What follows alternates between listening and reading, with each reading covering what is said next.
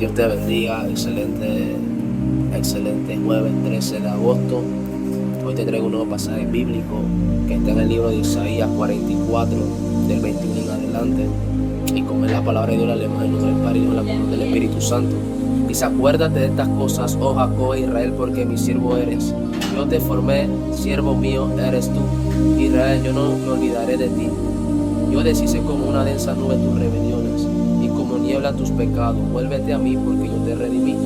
Cantad loores, oh cielos, porque Jehová lo hizo. Gritad con júbilo profundidades de la tierra. Prorrumpid montes en alabanza y el bosque con todo árbol que en él está, porque Jehová redimió a Jacob y en Israel será glorificado. Así dice Jehová tu Redentor, que te formó desde el vientre.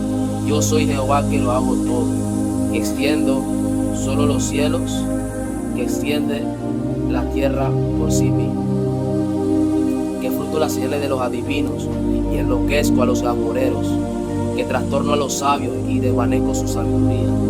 Yo, el que confirma la palabra de su siervo y cumple las predicciones de su mensajero, el que dice de Jerusalén será habitada y de las ciudades de Judá serán reconstruidas y reedificaré sus ríos, que dice a las profundidades de ese caos y haré secar sus ríos. ¿Qué dice de Ciro? Es mi pastor y cumplirá todo lo que yo quiero. Al decir a Jerusalén serás edificada y al templo serás echado tu cimiento. Aquí en estos libros de Isaías 40, del 40 en adelante, del 41 en adelante, habla del temor que tenía Israel a causa de sus pecados, sus fallas, y la corrección y el castigo que Dios siempre daba a su pueblo. Sí, porque Dios es el que ama y corrige. Pero aquí era una nación, era un pueblo, o sea, no era uno ni dos personas, eran toda una nación que se doblegaba ante ídolos, su creencia. ¿Sí? Y a causa de un imperio asirio que estaba tomando posesión en aquel, el pueblo de Israel estaba decaído, porque en su batalla había sido derrotado y había sido cautivo. Pero en el 43 en adelante, el capítulo 43 en adelante, habla de que el pueblo de Israel se sometió a una profecía dada por el profeta Isaías, ¿sí? Declarando de que Dios nunca lo iba a desamparar, declarando de que vendrían cosas mejores para ellos. Por eso que en este verso bíblico habla de Jacob, ¿sí? Y lo llama Israel, porque mi siervo eres. Acuérdense que fue lo que pasó con Jacob, ¿sí? Y le cambió el nombre. Por eso pasó lo mismo, que acuérdate de estas cosas, oh Jacob e Israel, ¿sí? Porque Dios le cambió el nombre a Jacob. Ya sabemos la historia de Jacob, ¿sí? Con su hermano Esaú, con su descendencia, inclusive siguió esa ligadura, ese enlace de pecado que tenía él. ¿Por qué? Por haber mentido, por recibir una bendición que no tenía que recibir, ¿sí? Pero cuenta la historia bíblica de que él, aquí en este pasaje bíblico, de que Israel era llamado Jacob y Jacob Israel, y le dice Dios: porque mi siervo eres, yo te formé, siervo mío eres tú, Israel, yo no me olvidaré de ti, dándole a entender que tendría memoria en la mente de Dios. Dice la palabra, dice la palabra del apóstol, pero ¿cómo podemos saber los conocimientos de Dios si no tenemos el Espíritu Santo? ¿Sí? Y aquí le da a entender por medio del profeta una memoria perpetua de que Dios siempre la tenía presente en su mente. Dice: yo deshice como una densa nube tus rebeliones y como niebla tus pecados. Vuélvete a mí, porque yo te redimí. O sea, convenciendo a su pueblo de que dejaran el pecado, porque veían cosas mejores. Por eso Isaías 43 habla de que en la profecía de que más adelante iban a ser sometidos nuevamente por el pueblo babilonio y que iban a ser un nuevo rey que era Nabucodonosor. E inclusive en Jeremías habla de Nabucodonosor. Al principio era un rey bueno, porque ayudó al profeta Jeremías, pero inclusive en el libro de Daniel se puso arrogante, se enloqueció, y ya sabemos la historia que fue lo que le pasó a Nabucodonosor. Pero aquí dice, le dice Dios a Israel: yo deshice como una nube densa tus rebeliones y como niebla tus pecados. Vuélvete a mí, porque yo te redimí. ¿Sí? O sea, te compró Jehová, ¿sí? Por amor a ti mismo, por amor a su pueblo, a su nación. Dice: cantad loores, oh cielos, porque Jehová lo hizo. Gritad con la profundidad de la tierra. Prorrumpid montes en alabanza y el bosque con todo que en él está, porque Jehová redimió a Jacob y en Israel será glorificado. O sea, dándole a entender de que cantaran alabanza, ¿sí? Algo que les motivara, porque a causa de esa alabanza era la redención. Había que ser agradecido por lo que Dios había hecho. Estaba desanimado Jacob y Israel, o sea, como Dios le llamaba. Y después dice: así dice Jehová tu Redentor, que te formó desde el vientre. ¿Sí? Así llama a Dios a la nación suya, que le formó desde el vientre. Yo soy Jehová, que lo hago todo, que te doy solo los cielos y extiendo la tierra por sí mismo, que fruto las señales de los adivinos le enloquezco, a los agoreros que trastorno a los sabios y desvanezco su sabiduría. Dándole a entender, por medio del profeta, la voz de Dios, de que ya Dios lo conocía desde que estuviera en el vientre, desde que antes que naciera.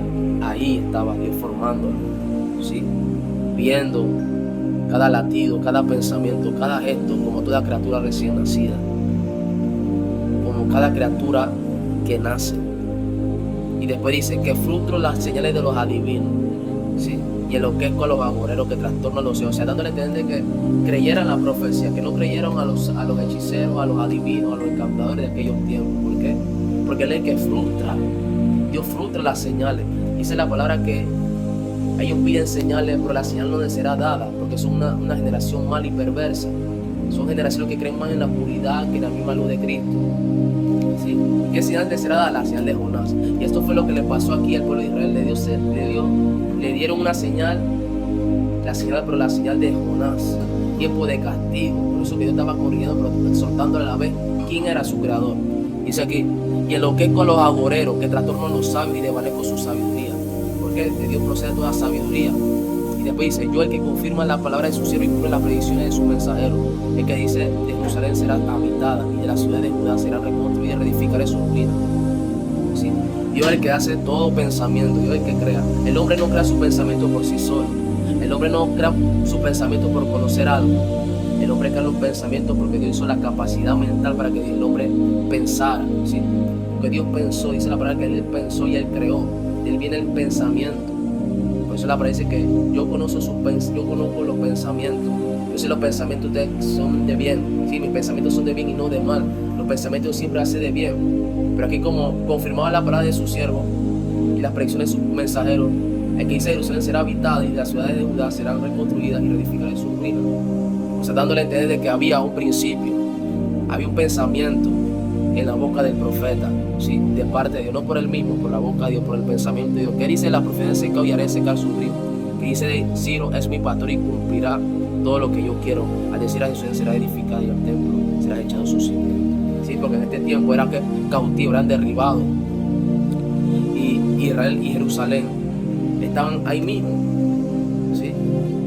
Pero eran cautivados por estos imperios asirios primeramente y después por el imperio babilónico, imperio poderoso. Inclusive antes de llamar a Ciro y ungirlo y decirle, este es mi ungido, le dice pastor, aquí le dice pastor a Ciro, sabiendo de que él era de Persia, ¿sí? Él no era de Israel, él era de otra nación, y por eso que iba a elegir a él, y por medio de dar entrada a la palabra, a la verdadera profecía, y la edificación también del templo, porque dice, serás edificado y el templo será echado en su cimiento, ¿sí? Y después del 45 habla de cómo llama a Ciro, dándole respaldo a Ciro, porque Ciro iba a ser la entrada a las cosas grandes que iba a ser Dios con el pueblo de Jerusalén, aún estando en cautividad. En la cautividad Dios va a llamar a gente que carece de su palabra, pero será su corazón, es el corazón a la medida de Dios, ¿sí? Esa es la palabra que somos instrumentos, así como utilizó a Saulo de Tarso, utilizarlo para que la palabra llegara a Roma, llegara a Italia, llegara a Turquía, a imperios grandes, a Chipre. Así mismo Dios va a utilizar en estos tiempos gente que va a entrar la presencia de Dios y su maravilla.